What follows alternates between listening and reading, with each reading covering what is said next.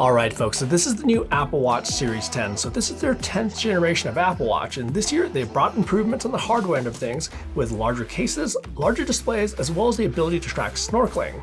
So with each year's Apple Watch release, they don't usually reinvent the wheel. Rather, they make refinements and improvements to something that's pretty tried and true. And these new upgrades are pretty nice, but there is another side of the story each year, and that's what they bring out with their new version of watchOS. And with watchOS 11, there's some pretty big features on the sports and health side of things, like the ability to track training load, the new Vitals app, true offline topo maps, and then most recently their sleep apnea notification feature. So in this video, we're going to go over everything new with the Apple Watch Series 10 from a hardware standpoint, but also talk about some of the newest features that just rolled out with watchOS 11. And I think that should give you kind of a good gauge on whether you should upgrade or not from a previous generation Apple Watch. But along with that, just like all my reviews, I'll be going into lots of detail about the sports and fitness performance, where I have lots of data to share around heart rate accuracy, as well as GPS accuracy for stuff like running, cycling, as well as weight training. And if the information in this video does help you out at all, feel free to hit that like button down below. It's a small thing that you can do that'll help this video and the channel out quite a bit, and I appreciate it. Okay, so first up, let's talk about sizes. So they increased the case size on both the small and large versions by 1 millimeter, where the larger Series 10 is now 46 millimeters and the smaller option is 42 millimeters. And they increased it by 1 millimeter both in height as well as width. But proportionally, that does make it just slightly more square now. But in terms of the actual size difference for like wearability, I can't really see a difference from the Series 9 to the Series 10. Both of these are totally comfortable on my 185 millimeter circumference wrist. But they also made the case thinner, where they reduced the thickness by about 10%, where they're 9.7 millimeters thick now versus 10.7 millimeters on the Series 9. And that part actually is kind of noticeable, and most noticeable with sleeves, where it's just kind of slightly easier to get your cuff over the watch. Now, to get the Series 10 thinner, they basically had to shrink everything inside, including the processor to the internals of the digital crown, and they even reduced the size of the speaker by 30%, with apparently no loss in quality. But with all those changes, they also reduced the weight at the same time, where the larger Series 10 weighs around 35 grams versus around 39 grams for the Series 9, at least on my scale, and then the smaller Series 10 weighs around 29 grams versus 32 grams for the Series 9 41 millimeter. So about a 10% weight reduction in both sizes. And it's not like the Series 9 was an uncomfortable watch by any means. Actually, it was super comfortable already, but it's just that the Series 10 is even more comfortable now. But another change they made, though, is for their more premium option of the Series 10, where the Series 9 came in a stainless steel version for the more premium offering, but they've now switched that over to titanium on the Series 10. And the big difference there, again, is going to be weight, where that results in the titanium Series 10 being about 20% lighter than the stainless steel Series 9. And I don't actually have one of those on me today, but I think by the time that this video comes out, I should already have one in my hand. So stay tuned on a video for that one as well, and how that actually compares to the Ultra 2, since they actually are very close in price for that more premium offering. And then on the display side of things, so they've increased the display size on both models, where the larger 46 millimeter option now has the largest display ever on an Apple Watch. Yes, even bigger than an Ultra 2. And I'm talking about pure active display area, not the case or the top glass. The actual active pixels that you see and touch are more on the Series 10 than the Ultra 2. It's not a gigantic difference, but there is more. But I do feel there's a little bit of an optical illusion there if you look at the Ultra 2 and the Series 10 side by side, due to the surface area of the glass covering the display, where the Ultra appears bigger just because it has more glass, and also possibly because of the curves in the Series 10, where those actually kind of wrap over a little bit. But yeah, in terms of actual active pixels, there is more. But one thing that I thought was a little bit strange is that with data fields, you can only have 4 on the Series 10, but you can actually have 5 on the Ultra 2 for workouts, even though the display sizes are basically pretty similar. Now, compared to the Series 9, again, it definitely is larger, and I think that's actually noticeable while using the keyboard. It's definitely challenging on both being such a small keyboard, but it does actually feel a little bit easier to use on the Series 10. And another feature they touted this year with the display is better readability at off angles, which I think is what they call their wide angle OLED display. So there is a difference when you compare it to previous generation watches, where it's brighter and easier to see, but it does kind of depend on what's on the screen, like what kind of watch face that you have or what kind of app that you're using. Like if it's a watch face with small complications or lots of text on the screen, that can be kind of hard to make out. But one place I actually did notice a difference was when I was cycling indoors, where I actually could see the display a lot easier when my hands were on the handlebars. And yet one more update on the display side of things is with the always on display mode, where it can now refresh once a second versus once a minute before. And they did take advantage of that with certain watch faces that will update every second, showing the seconds kind of tick by with new watch faces like their new Reflections watch face. Now, one thing that hasn't changed with the Series 10 though is going to be battery life, where the Series 10 still gets the same 18-hour all-day battery life that Apple Watches are getting pretty well known for at this point. But I think what's also well known is that longer battery life is probably one of the most requested things from all us Apple Watch owners.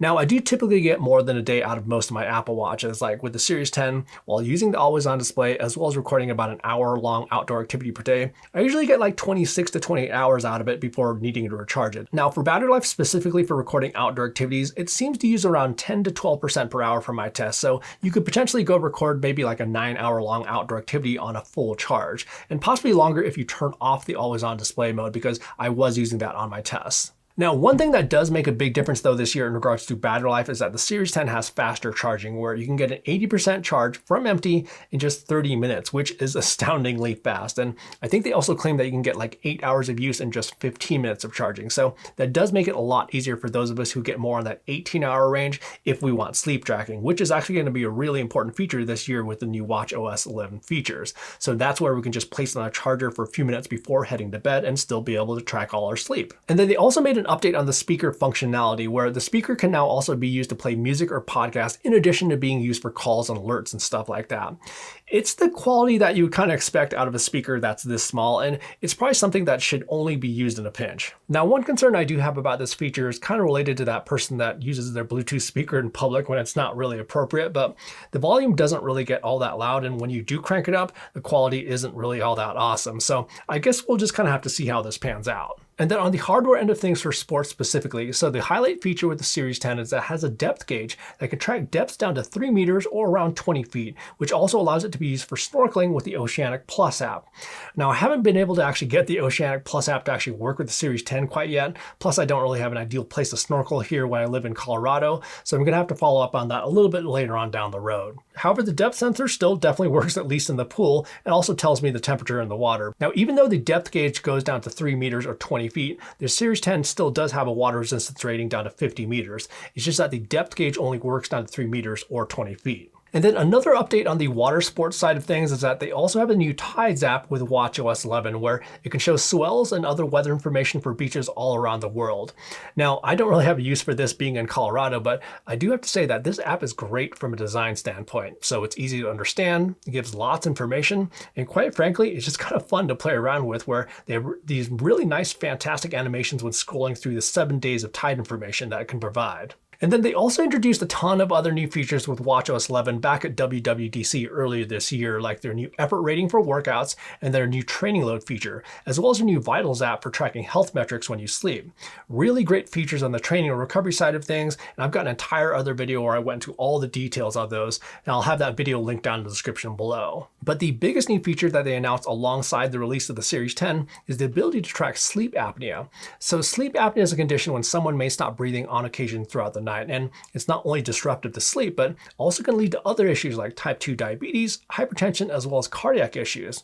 Now, what's interesting though, of the millions, if not billions of people who actually suffer from it, something like 80% of us don't know we actually have it. So being that it's just built into the Series 10 as well as the Series 9 and Ultra 2 with watchOS 11, that's pretty big that more people can actually start to be aware if they possibly have sleep apnea. And you will have to enable sleep apnea tracking, but the process is really easy, where you just go into the health app on your phone, go to the Browse tab on the right-hand side, then go to Respiratory, and then down to Breathing Disturbances. And then from here, you'll just go through this short onboarding process where they'll ask you if you're 18 years or older and if you've ever been diagnosed with sleep apnea in the past. And then from there, just sleep with your watch. And then after a 30-day period, you'll get a report on any disturbances that your Apple Watch detected over that time that could be potential signs of sleep apnea. Now, one thing that the Series 10 doesn't have, unfortunately, at least for those of us in the US, is blood oxygen saturation tracking, or SpO2, and that's just all due to a lawsuit that was filed by another company previously.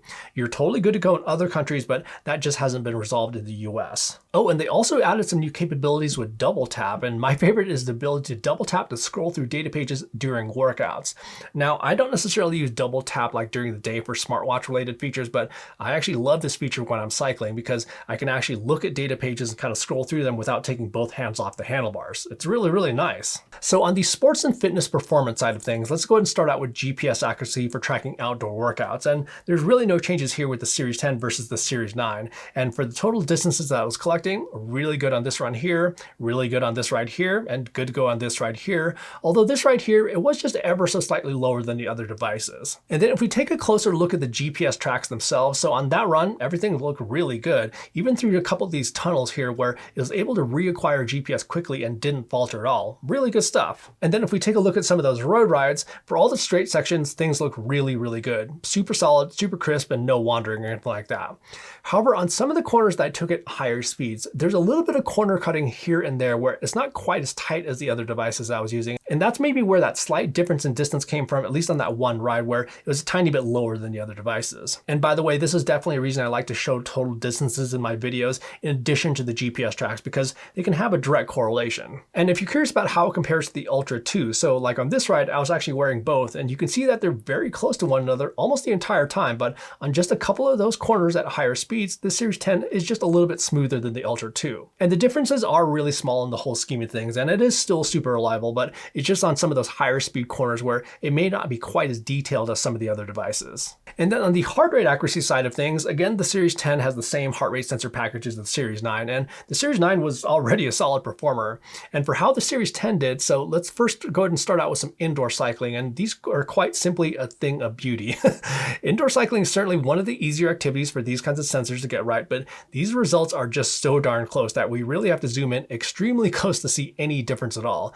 These are pretty awesome. Taking it outside though, so this is where we start to throw some things in the mix, like gripping onto handlebars, as well as bumps and vibrations from the road. And this is where we start to see some watches get thrown off a bit from time to time. But the Series 10 still did very well here. Like on this right here, this is almost as accurate as those indoor rides. Again, we really have to zoom in close to see any sort of difference. However, on this ride, we do have a couple spots right here where red high for a few minutes. Nothing earth-shattering, but certainly a little bit off for just a few minutes. But then on this right here, that's again nearly perfect for the entire ride. Oh, and the purple line that you see, by the way, is the Ultra 2 Black. And if you're curious about more details on the differences in accuracy between the Ultra 2 and the Series 10, don't worry, I got you covered because I'm already working a deep dive between those two watches, so definitely stay tuned. And then when it comes to running, so these again are very good results. A couple beats per minute low right here for a couple minutes on this run, but certainly nothing to complain about on both of these runs. Now, when it comes to weight training, so this is one of the most challenging kinds of workouts for a wrist-based optical heart rate sensor to track right. We're gripping onto dumbbells, which tenses our wrist, and then there's also a lot of varying arm movement, both of which can lead to inaccuracies with these kinds of sensors. And Apple Watches have been one of the few watches out there who actually do a decent job, and the Series 10 did a decent job. It did read a little bit high right here on this one set of bench presses, and then two of these high readings right here on these bicep curls, but other than that, that's very good. So with all that, what do I really think about the Series 10? Well, these are some really nice changes overall. Do they make a considerable difference? Well, not necessarily so much if you're coming from a Series 9, but definitely if you're coming from a Series 8, and even more so if you're coming from a Series 7 or older. Like I was mentioning at the beginning of the video, Apple doesn't necessarily reinvent the wheel with each year's Apple Watch release. Well, maybe with the exception with the introduction of the Ultra. Each year is usually about improving and refining, and these are all welcome changes, but not necessarily a reason to upgrade directly from the Series 9. Again, coming from the Series 7 or older, yeah, that could be definitely worth the upgrade. What makes the more noticeable differences though are the changes with watchOS 11. We got some great updates this year on the sports and fitness side of things with training load, then plenty of changes on the health side of things with their Vitals app as well as sleep apnea tracking. What's interesting though about these year's changes with the Series 10 is that it does bring it a little bit closer with the Ultra, with the display size as well as some of the additional features in the water like snorkeling. It doesn't have the full dive capabilities of the Ultra, but I'd also argue that snorkeling is a lot more accessible than diving. So the question is, how does the Series 10 actually stack up to the Ultra 2? Well, I've got a whole nother video coming up with exactly those details, and not just features, but also accuracy. So make sure to subscribe to the channel to get the full rundown. And if you did find the information in this video to be useful, do me a favor and just quickly hit that like button, as it does definitely help out this video and the channel quite a bit. Thanks so much for watching, and we will see you in the next video.